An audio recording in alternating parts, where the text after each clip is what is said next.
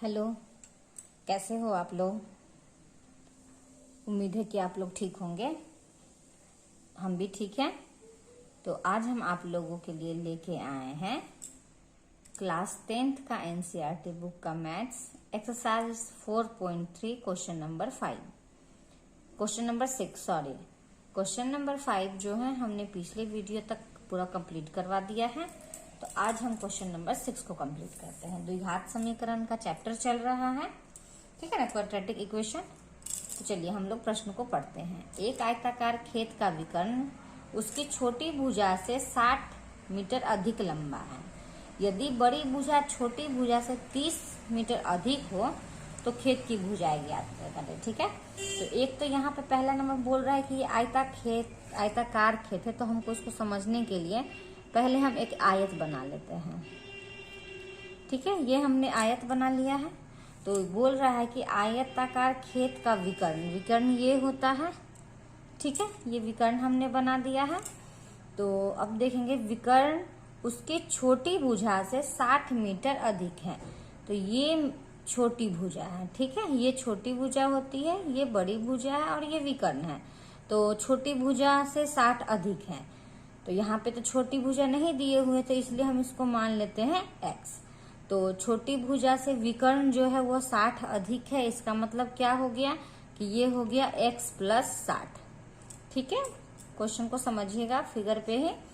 यदि बड़ी भुजा जो है, तो बड़ी भुजा तो ये है, बड़ी भुजा जो है छोटी भुजा से 30 मीटर अधिक है। तो 30 मीटर अधिक है, तो ये हो गया x प्लस 30। ये बड़ी भुजा है, ये छोटी भुजा है। तो खेत की भुजाएं ज्ञात करें, ठीक है। कोई दिक्कत नहीं, अब आपको समझ में आ रहा होगा कि क्या क्या प्रश्न कह रहा है। तो चलिए अब हम लोग चलते हैं। पहले हम लोग क्या करते हैं कि जो जो चीज को हमने माना है उसको हम लोग पहले लिख लेते हैं। तो लिखेंगे माना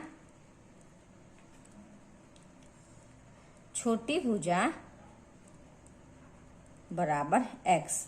यह जो फिगर में हमने करके आप लोगों को बताया है कि हमें इससे जो है आप लोगों को जैसे प्रश्न बोल रहा है वैसे समझ में आ जाने में आसानी होगा। छोटी भुजा बड़ी भुजा विकर्ण, तब प्रश्न बनाने में आपको दिक्कत नहीं होगा। तो माना कि छोटी भुजा क्या हो गया x, ठीक है। तो बड़ी भुजा लिख लेते हैं। माना बड़ी भुजा हमने क्या निकाल लिया है x प्लस 30, ठीक है। अब हम लोग लिखते हैं विकर्ण। तो विकर्ण को हमने क्या निकाला है, विकर्ण है मेरा x प्लस 60, ठीक है। इतना समझ में आपको आ रहा होगा। हाँ, तो अब यहाँ पे देखेंगे तो यह जो है एक हमको समकोण त्रिभुज दिख रहा है। ये 90 डिग्री का है, ये समकोण त्रिभुज दिख रहा है।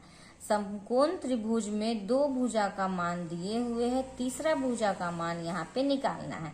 तो हम लोगों को समकोण त्रिभुज के अनुसार से हम लोग को पाइथागोरस प्रमेय हम लोग यहाँ पे लगाएंगे। तो क्या होता है, यहाँ लिख देंगे पाइथागोरस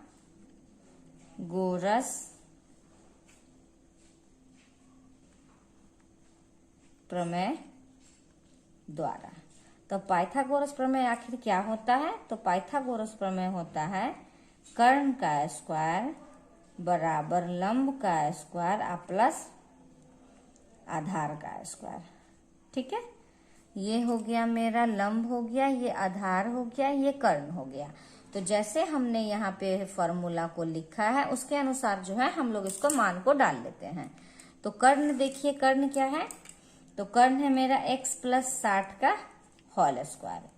लंब मेरा क्या है, तो x का स्क्वायर प्लस आधार क्या है, तो आधार है x प्लस 30 का स्क्वायर, ठीक है। अब हम लोग क्या करेंगे, अब हम लोग यहाँ पर देखिए यहाँ a प्लस बी का होल स्क्वायर दिख रहा है, तो उसको हम लोग सॉल्व करेंगे।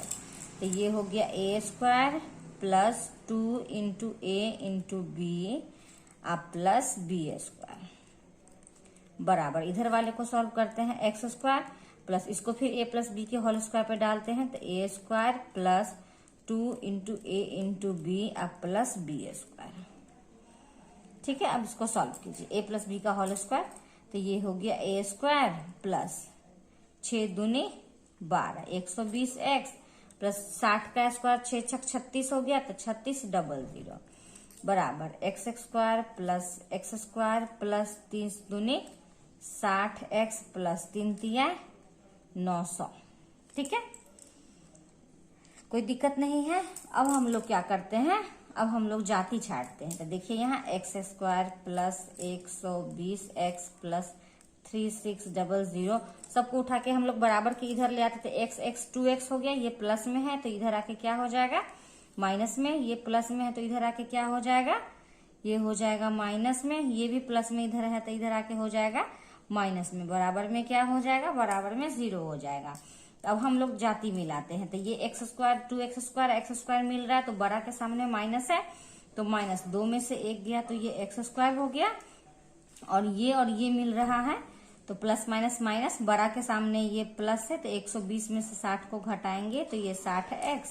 अब ये दोनों के देखिए तो प्लस माइनस माइनस होता है, इसको इससे 9 चक ये हो गया 2700 बराबर में 0। अब माइनस को हम लोग बराबर के उधर करते हैं, मीन्स कॉमन निकाल देते हैं।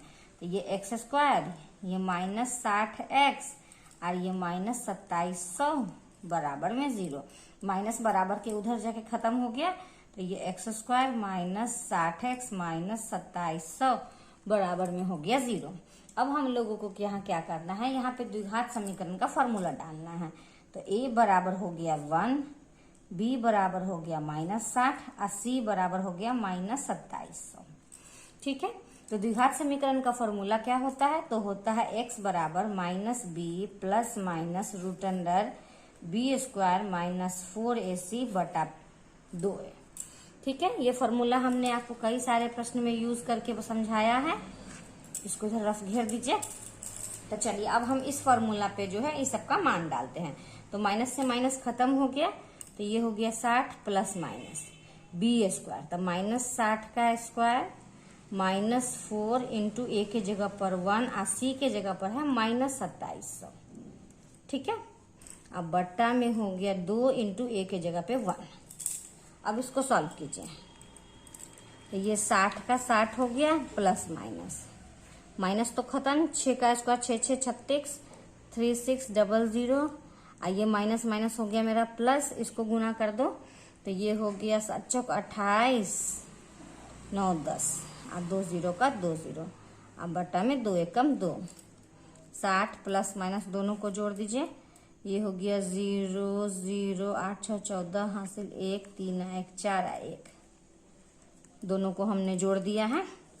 तो अब आपको ध्यान करना पड़ेगा कि 144 जो होता है वो 12 का स्क्वायर होता है, इसलिए 12 2 0 है इसलिए 1 0 यहाँ।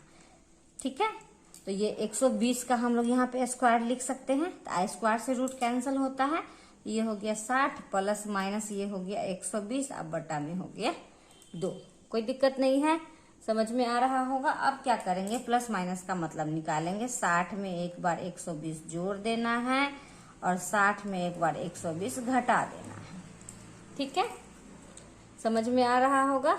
अब देखिए तो ये हो गया 180 बटा में 2, ये हो गया -60 अब बटा में 2।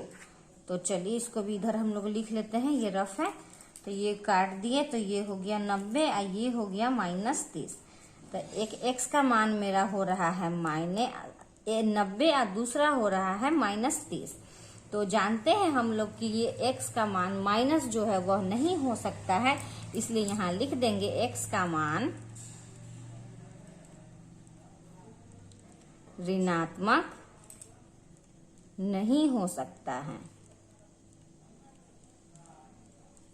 इसीलिए x का मान मेरा क्या हो जाएगा, x का मान मेरा 90 हो जाएगा। तो हम लोग इस प्रकार से जो है भुजा का मान अब निकाल लेते हैं। भुजा को हमने माना था x, तो भुजा मेरा छोटी भुजा क्या हो गया, ये हो गया 90। अब बड़ी भुजा हम लोग निकालते हैं, तो बड़ी भुजा को हमने लिया था x प्लस 30। ठीक है, तो ये हो गया x के जगह पे 90 अब प्लस 30 120, मतलब एक मेरा छोटी भुजा हो गया 90 और दूसरा हो गया 120। इस तरीके से जो है हमें लगता है कि अब आप लोग को भी इससे क्वेश्चन समझ में आ जाएगा। इस तरीका से हम लोग जो है क्वेश्चन नंबर 6 का सॉल्यूशन हमने कर लिया है। तो हमें उम्मीद है कि आप लोगों को समझ में भी आ जाएगा।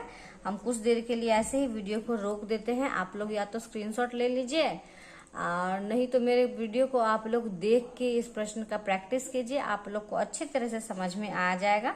बहुत आसान क्वेश्चन था, आप लोग भी बनाओगे तो आपको आसान ही लगेगा।